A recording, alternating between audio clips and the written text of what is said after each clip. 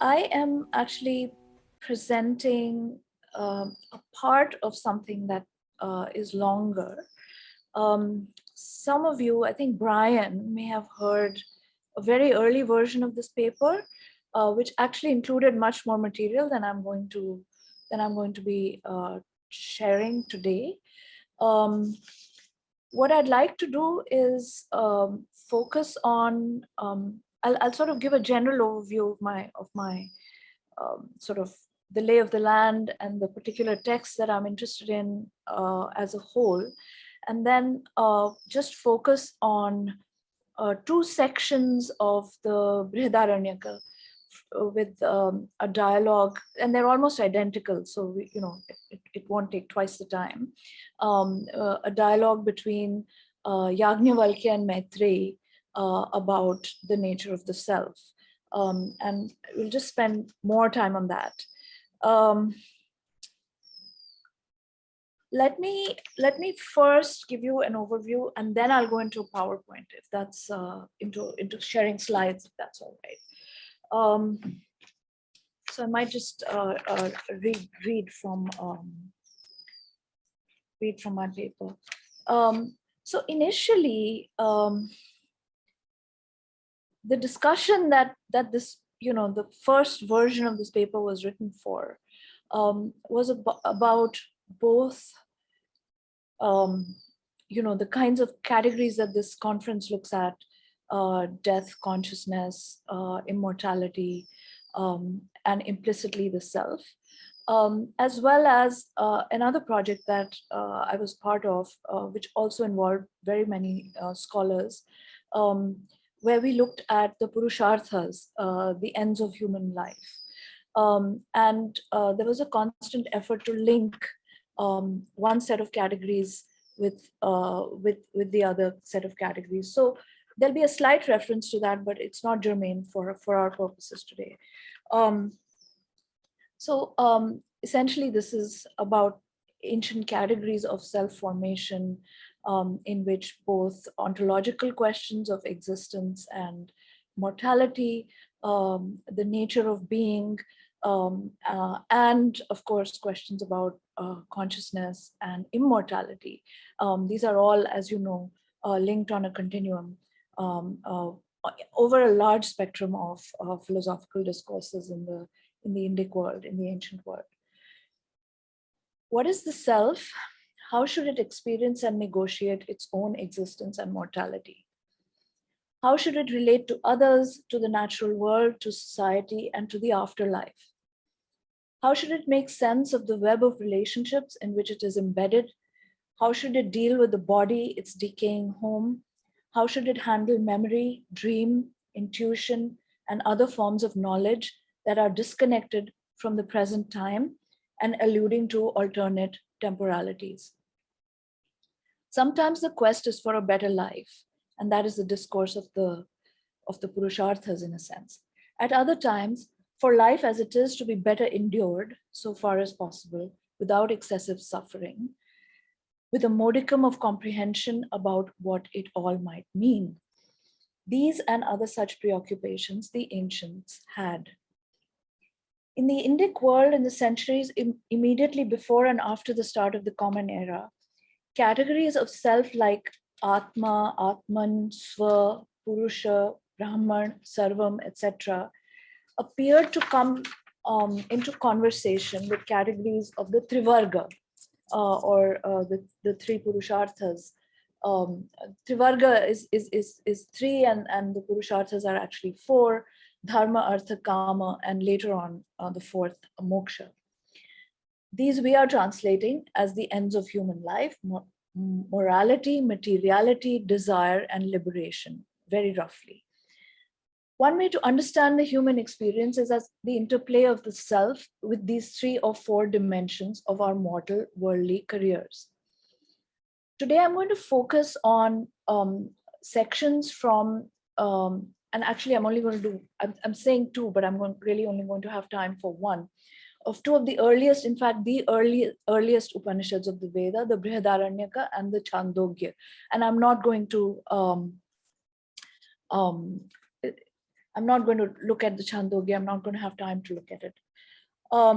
Patrick Olivelle dates them to the 7th or 8th century before the Common Era, with later editorial interpolations, compilation, redaction, and other kinds of contextualization to stabilize both texts into forms that still survive today.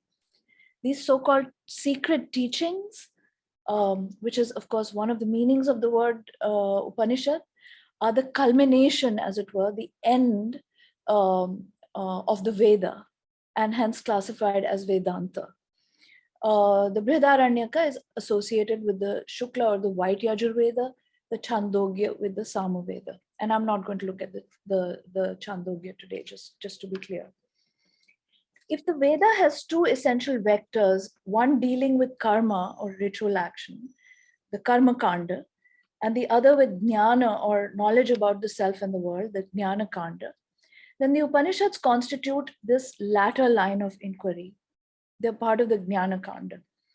The culmination of the Vedic arc then, which began in ritual, is knowledge or gnosis.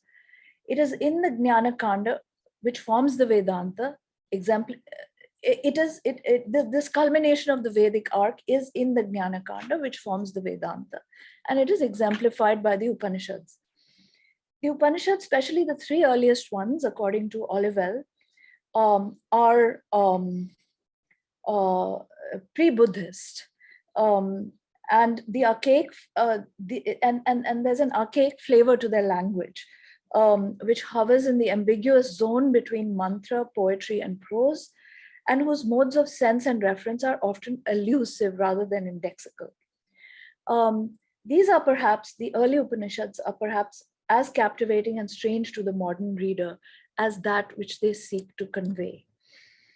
It is not just that the imagery from the natural world enters into linguistic metaphors, but rather that nature itself is seen as a metaphor. In reading nature correctly, the secrets of the human body and soul may be unlocked and the meaning of human life discovered.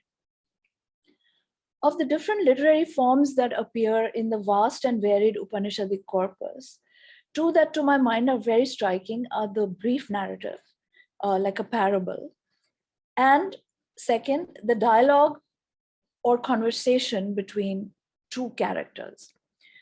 In the early Upanishads, we encounter sets of these characters. Some Brahmin, like the sages Yajnavalkya and Uddalaka Aruni, some Kshatriya, like the king of Videha, Janaka, and some ambiguous, like Satyakama Jabali, and I've written and spoken about him elsewhere, who vacillates between Brahmin and Shudra, or Jana Shruti, who vacillates between Kshatriya and Shudra, or Raikwa, who's a borderline Brahmin at best.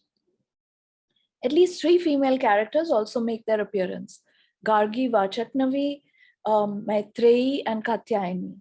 The latter two are both wives of Yajnavalkya. It is in the stories about exchanges between these and other figures, like Uddalaka's son Shwetaketu or Satyakama's teacher Gautama, that a world emerges out of the myth smoke. Another phrase that I love to borrow time and again from John Key, his description of the Vedic and the post-Vedic period, referring to the fires perhaps of the Vedic ritual and to the gods and sages who seem to transact regularly with the mortals in that time before history.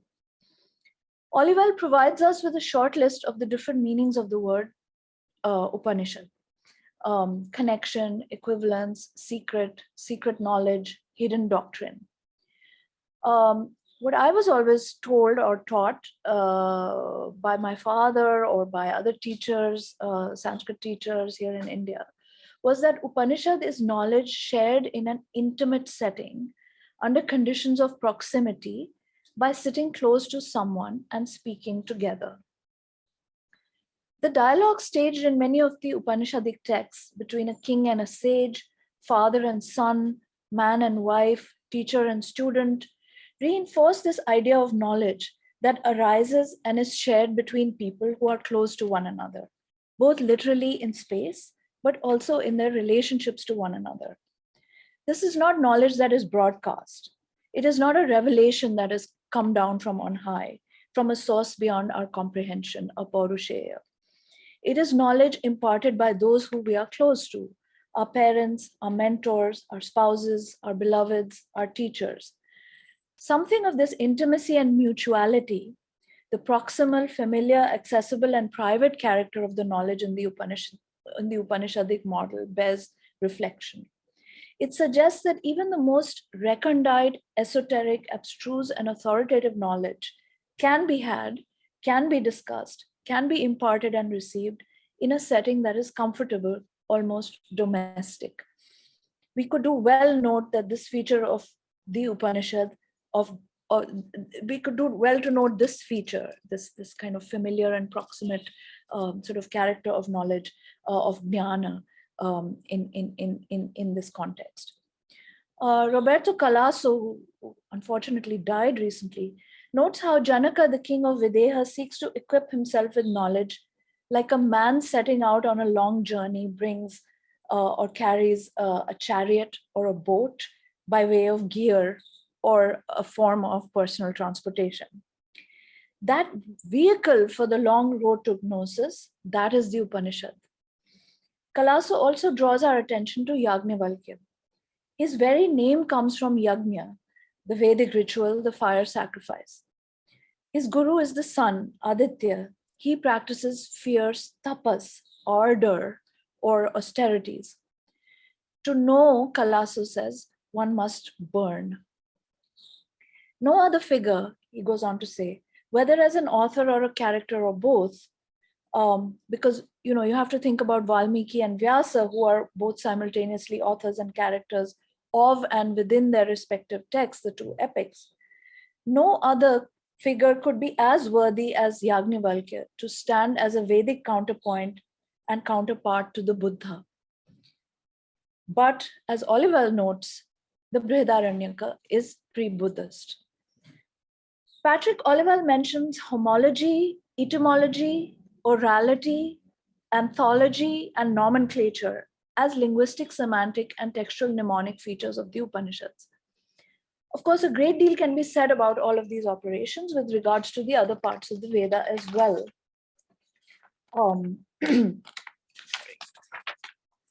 Especially the Brahmanas. In a way, the essence is connection, connecting word and meaning, signifier and signified, name and form, body and mind, the human being and the natural world, and so on, in a series of ligatures and correspondences, seeing the world full of connections, an interconnected web in which individuated selves coalesce and dissolve, and as the celebrated Mahavakya, the contested Mahavakya of the Brihadaranyaka says, Tattvam Asi, you can be that. In a radical deixis where the mutual dependence of identity and relationality cannot be resolved into the primacy of the one or the other. What I want to do is look carefully at sections of the Brihadaranyaka, reading this material closely for images and metaphors used. And these two sections are 2.4 and 4.5. And I'll just provide all those details in my PowerPoint, where Yajnavalkya and Maitreyi are speaking to one another in a final conversation before Yajnavalkya leaves his wives and their domestic life together. I then want to examine what kind of metaphysics, what picture of the self and its trajectory in this world and the next, in the body and in the mind, in wakefulness and in sleep, emerges from these images. How do foundational categories of the Trivarga and the Purusharthas get defined and brought to bear on the self in this very early substrate of poetic, narrative, and philosophical Sanskrit? I want to consider how these definitions coalesce in a twilight or secret or hidden zone, the very space of the Upanishad, between the Veda and the Shastra, between ritual and argument. This mode of anchoring metaphysics in metaphor, I think, becomes a stamp of Indic thought. I will take up a conversation between Yajnavalkya and Maitreyi, his wife, which occurs twice in the Brihadaranyaka, and mention but not take up on this occasion an exchange between Yajnavalkya and Janaka, which is also in the Brihadaranyaka. And finally, I would have gone to a conversation between Uddalaka and his son Shvetaketu in the Chandogya, but I won't do that here. So let me now share with you my screen. Can you see it? Anybody? Yeah. Yes, we can. Okay. All right. Sorry, start at the top. All right. So this is actually a very late image from an 18th century painting depicting by somebody called Shiv Das, depicting the emergence of Purusha and Prakriti from the void, which is golden, and then they enter into an eternal conversation, in a sense, which this is a section from the Shiva Purana, which I'm using as a stand-in for the dialogue between Yajnavalkya and Maitreyi, which I'm going to look at from the Brihadaranyaka. This is just a little bit about the text. You really should look at Olivell's text, because that is the best. I've used for today's purposes just because of the ease of making slides, not because of elegance or correctness or editorial, superiority, which is absolute. All of that absolutely belongs to Olivell's edition. Paul Joyson's translation, which is quite old, from the late 19th, early 20th century, and it's translated into English by Bedekar and Palsule. And then there's a sort of online version that I found, which I've also sort of used here throughout, by somebody called Swami Madhvananda, and this has the commentary of Shankaracharya, which I'm not going to be able to refer to at all. And this painting is also part of that same series. I actually saw these royal paintings of Jodhpur in a show called Garden and Cosmos, where the paintings were taken out of Mehrangarh and exhibited at the British Museum many years ago. Also traveled around the world, and there's a book. So these are actually Nath teachers. These are not. This is not supposed to be a Vedic rishi, but in any case, I like the image. So let me start with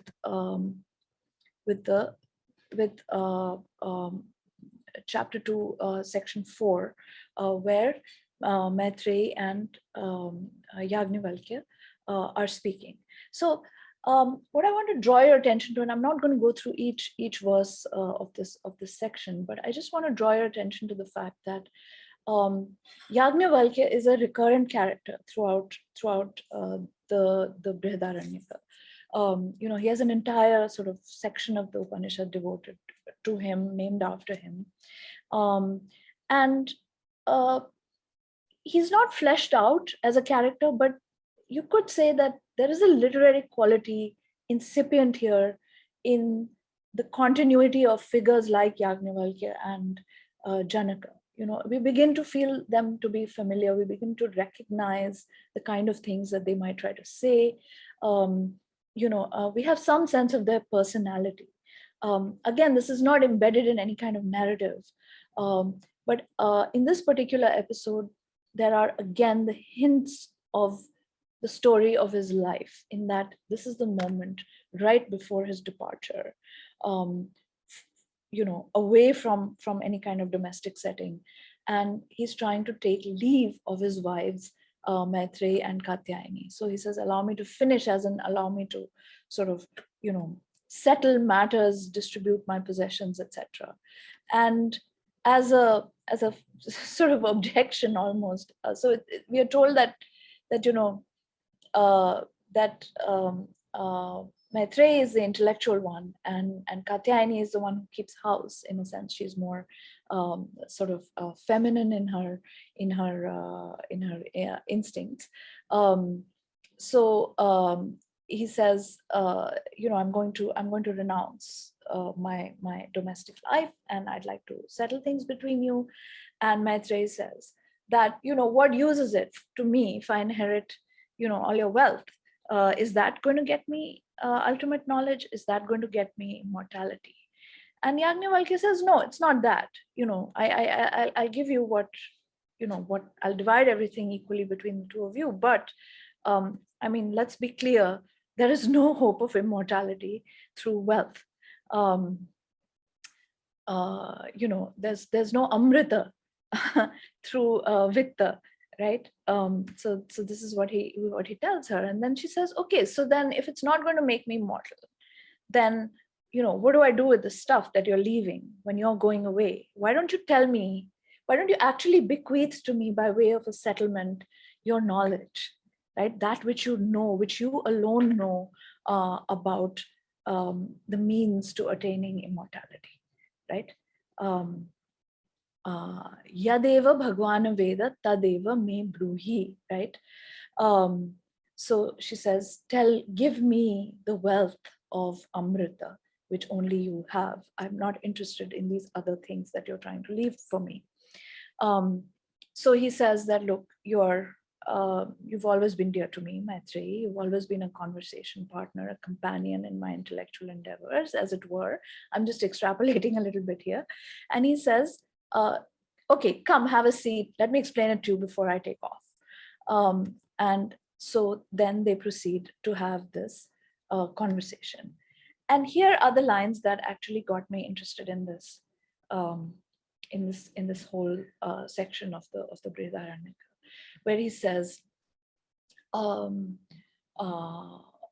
that it is not for the sake of the other, right, that the other is loved. And this other could be a number of things. It could be a husband, it could be a wife, it could be sons, it could be wealth, it could be the Brahmin, it could be the Kshatriya, it could be the worlds, ime lokaha, right?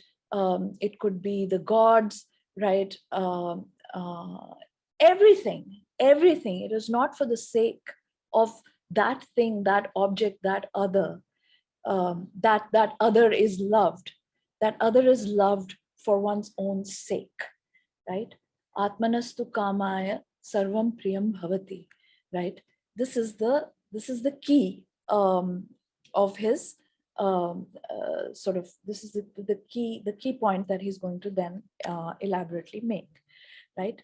Now this is a slightly clunky translation. This is Madhvananda's version. It says ousts, but actually it should mean something like rejects or abandons, right? So the argument he goes on to make to try and explain this, what does it mean that it is not for the sake of the other, but for the sake of the self that the other is loved, right? What does that mean?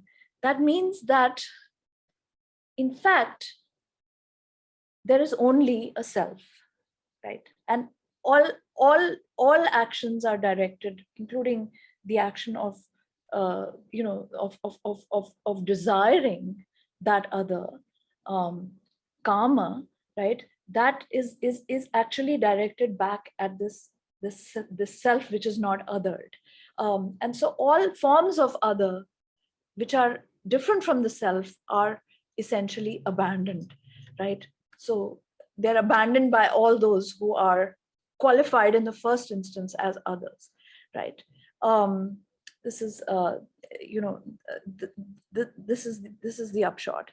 And then he tries to, and it is a bit hard to understand. So he tries to explain it a little bit better. What does he mean by this absence of othering, of differentiation, right? And he gives examples where differentiation actually is sonically sort of conveyed through a series of these metaphors of sound, so that it becomes something like articulation, right? The articulation of individual sounds, whether it is from a drum, or it is from the blowing of a conch, or it is from the playing of a veena, right? Or indeed it is, any kind of sort of unbroken sound, a sonic experience. He says, actually, we don't hear, the parts of the whole. We grasp the whole, and we grasp that there is something there that is producing this whole, right? The person blowing the conch, the sound of the conch, the person playing the veena, the sound of the veena, the person beating the drums, the sound of the drum, and so on. That is what we grasp. We don't really have a sense of the particularity, the separateness, and the difference of one instance of this continuum relative to that which went before and that which comes after. So he's trying to establish a principle of unbroken, undifferentiated unity, wholeness, or oneness, continuity, as it were. Then there's a slightly more complex example. He says, you take, all smoke issues from firewood, from burning firewood. So all of the aspects of knowledge, whether it's the Vedas, or it's the Upanishads, or it's the Sutras, or it's the Itihasas, or it's the Vyakhyanas, or whatever it is, all these, the Puranas, all these different kinds of Vidyas, right? In a sense, they are like emanations from, they're like the breath, like smoke rises from burning wood.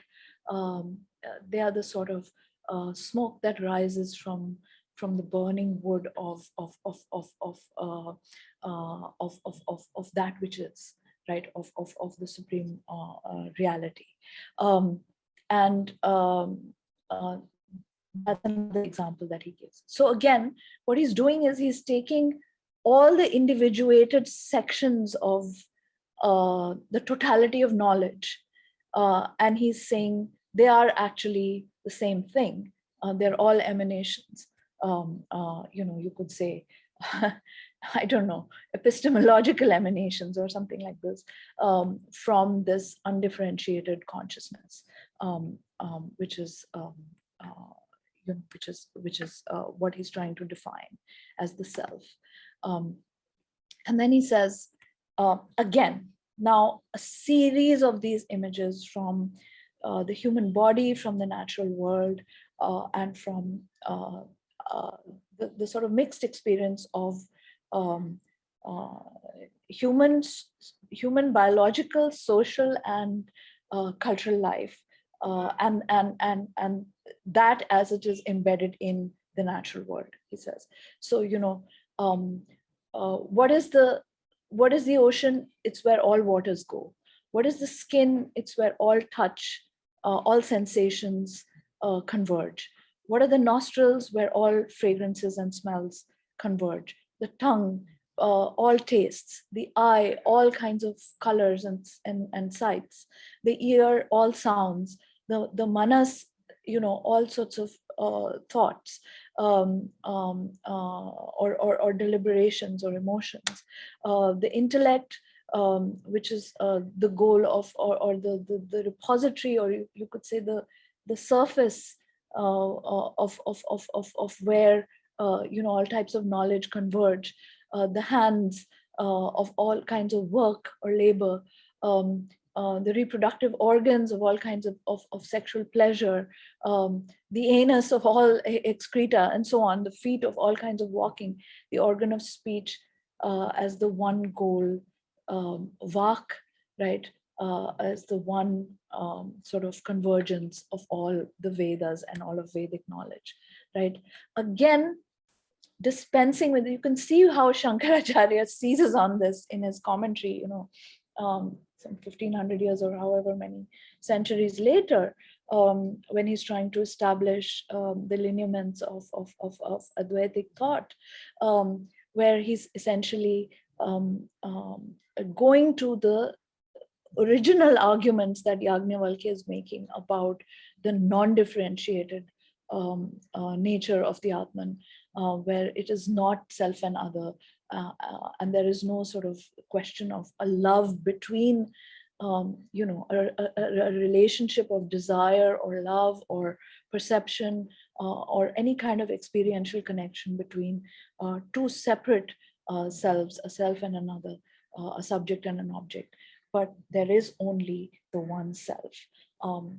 And he says, and here is the image on which I based the title of my talk. Saindhavakilya udake, right? So it's like dropping a lump of salt in water, right? You can't reconstitute the salt out of the water. All you know is that then the total mass of water is going to be salty, right? And it's dissolved into it. You cannot in any way be differentiated from the water itself. The salt is in the water is in the salt. And what you have in the end is salty water. It's a very, very basic sort of an image that anyone can immediately relate to. But he's really trying to convey something very urgently, I think, to his wife, so that she gets it. And he says,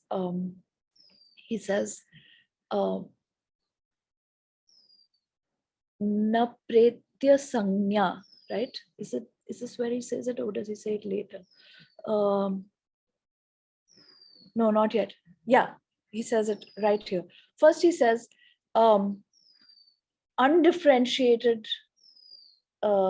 consciousness, undifferentiated knowledge which is not the knowledge of a subject for an object, love which is not the love of a self for another, right?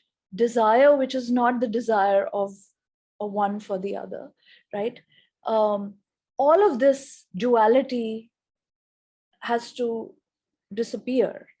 And instead you have what he calls a vijnana ghana, just an undifferentiated mass of consciousness, of knowledge itself, vijnana ghana. In somewhere else, Patrick Olivelle has prajna ghana, right?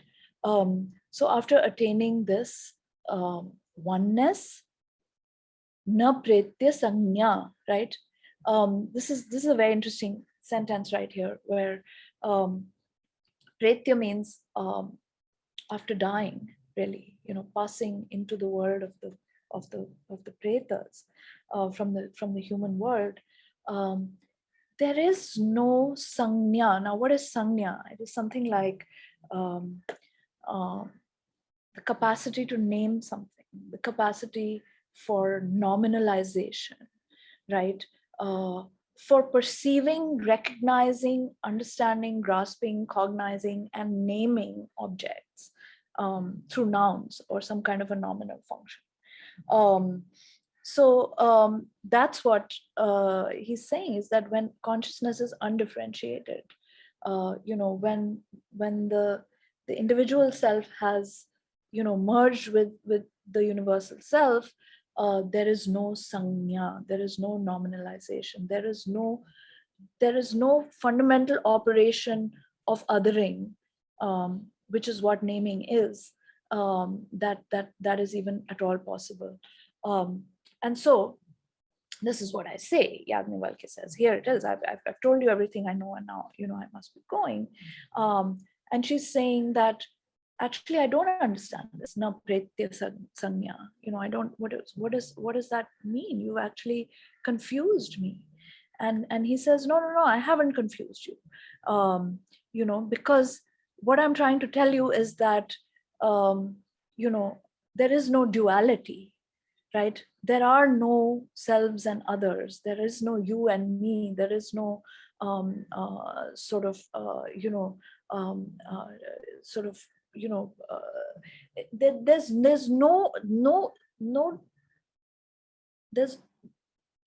there's no duality. There's no binary structure to the world, right? There is only an integrated whole, and a set of energies that sort of flow between the different parts of that whole. But those parts are also only something that we sort of post facto we through analysis we arrive at, that is not actually how things are. And this is where the chapter closes, and he sort of goes away. So I just want to draw your attention to these particular verses here, or particular lines here. Nava are sarvasya kamaya sarvam priyam bhavati, atmanastu kamaya sarvam priyam bhavati. Right? This is the key line, atmanastu kamaya sarvam priyam bhavati. Then idam brahma, idam kshatram, ime loka, ime deva, imami bhutani, idam sarvam yad ayam atma. Right? Everything is this thing that I'm calling the atma, or the self with the capital S. Right? And then this lump of salt that I love so much, Saindavakhilya udake, right? He says, just like when you throw the lump of salt, it dissolves into the water. The whole water becomes salty. The whole sort of bowl of water or whatever, and that's how it is. Anantam aparam vijnana ghanam, right? The endless, the infinite mass of consciousness that is pervaded by the Atman. And then he says, and then Maitreyi says, you've confused me. What does it mean to say nampretya sanya? And he says that, I am not, it's not confusing. You need to understand it.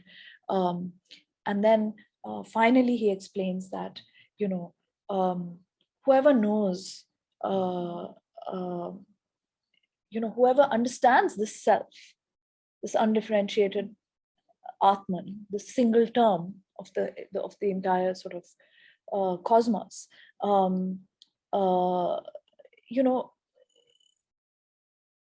how are you going to, if you don't have to, how are you going to say that, through what means is the knower going to be known? Right? That is the question, actually, right? Because there's a knowing subject and there's a known object, and the connection between them is of the act of coming to know, right? But he says this is a fallacy. In fact, Vijnataram are kena vijaniyat, right? Again, a very, very famous line, and here in this Upanishad, Vijnataram are kena vijaniyat iti, right? Now, just very quickly, just to go over that one more time. I should say that section 2.4 and 4.5 in this Yajnavalkya portion of the Brihadaranyaka are identical, almost identical. There's like very slight differences, which we can quickly go over the text here, and you can note them. And they're slightly differently reconstructed in Olivell's edition and in this Madhvananda one, which I'm using here. So the two chapters are the same, 2.4 and 4.5. Yajnavalkya and Maitreyi are speaking. Yajnavalkya says he's about to leave. His wife asks some final questions before his departure. Kalaso notes, here for the first time, we are far removed from the climate of disputation and ritual. We are a part of an intimate, sober, informal discussion between an elderly couple.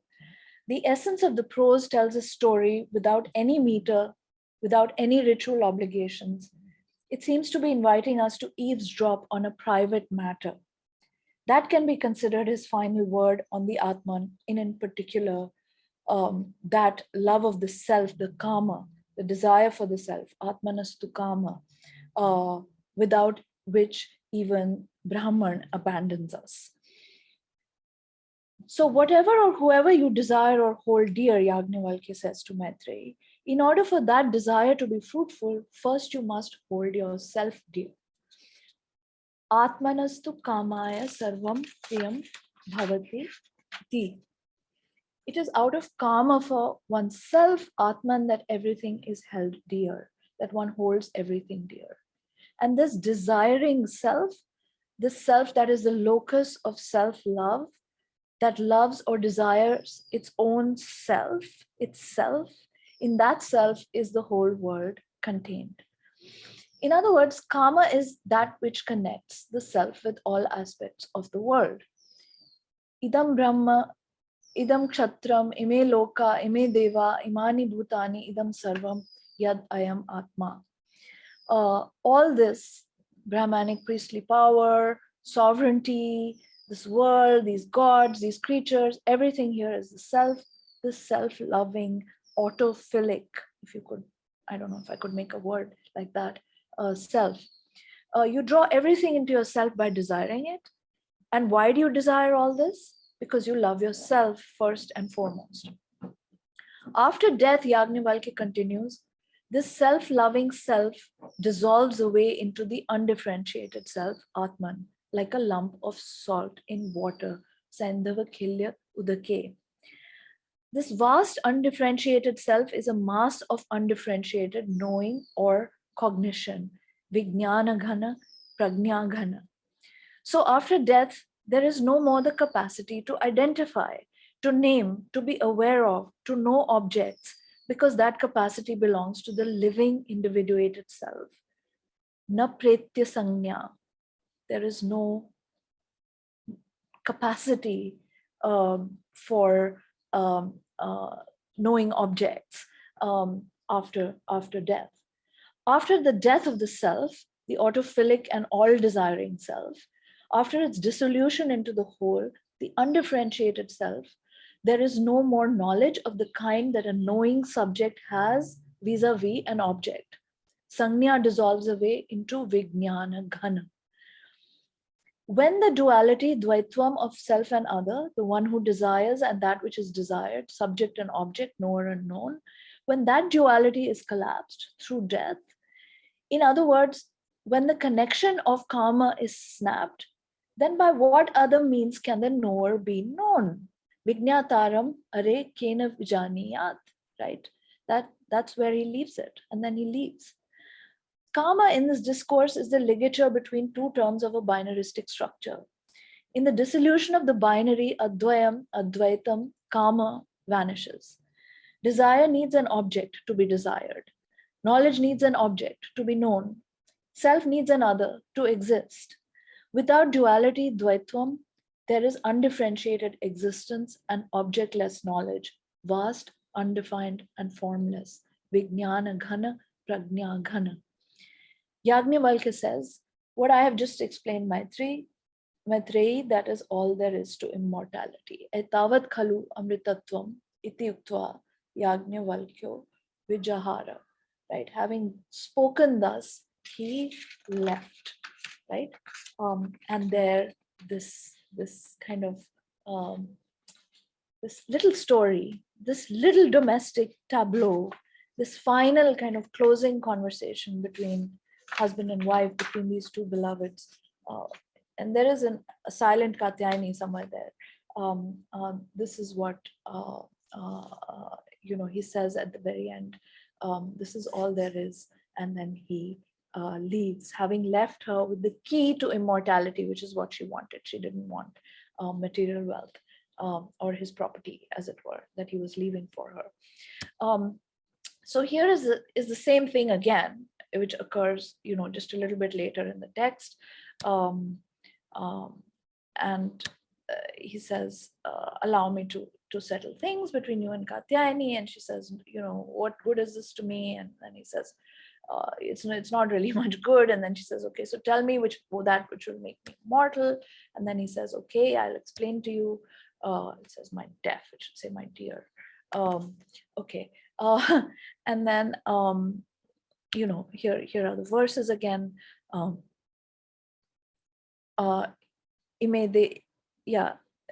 Idam Brahma, idam kshatram, ime loka, ime deva, ime veda, imani bhutani, idam sarvam yad ayam atma, right? And then the imagery again of the drum, the shankha, the conch, the veena, right? And then he talks about the sort of the emanations of this wet kindling, which are the Puranas, the Vidyas, the Upanishads, the Shlokas, the Sutras, the Vyakhyanas, etc., right? And then all through those different aspects of the world and of the body, the ocean, the various sense organs, everything, the mind,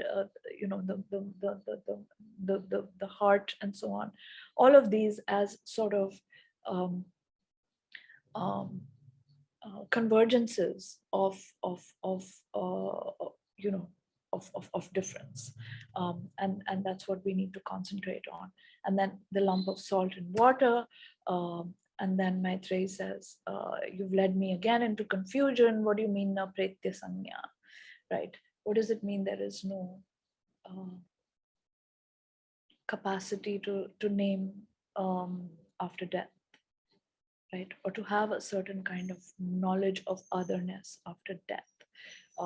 And then he says, then he gives his final word on it, and he says,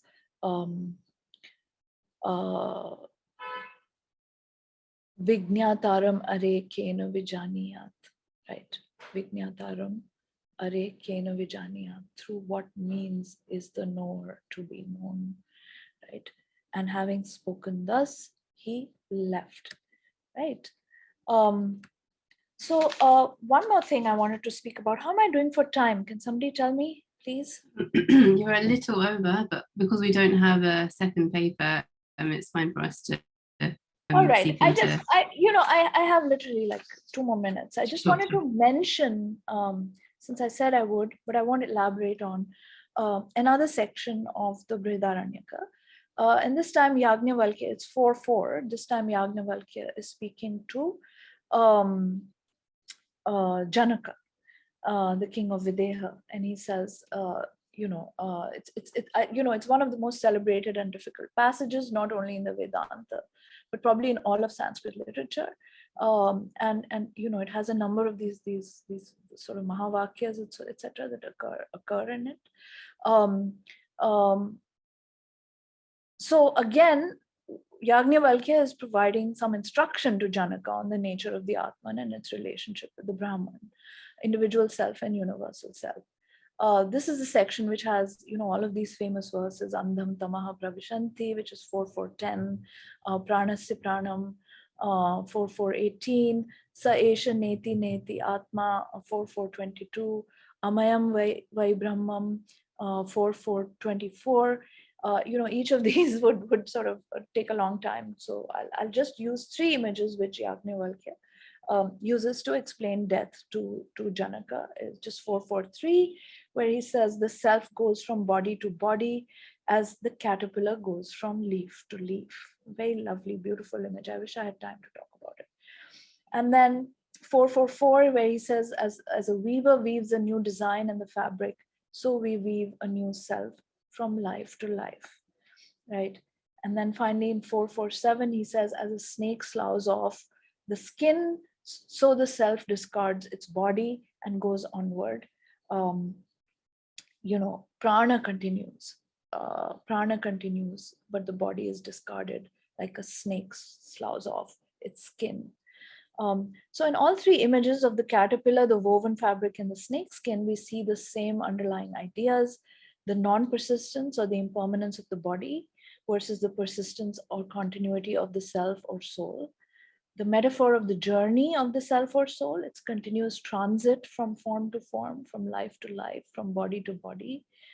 The self or soul's own immortality as the Atman, which ultimately merges with the Brahman.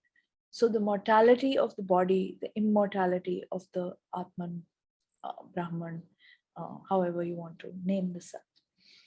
Once again, Yajnavalkya reiterates to Janaka what he has said and will say again to Maitreyi twice in the text. That is, that in the release or rupture or abnegation of desire, kama, it is in that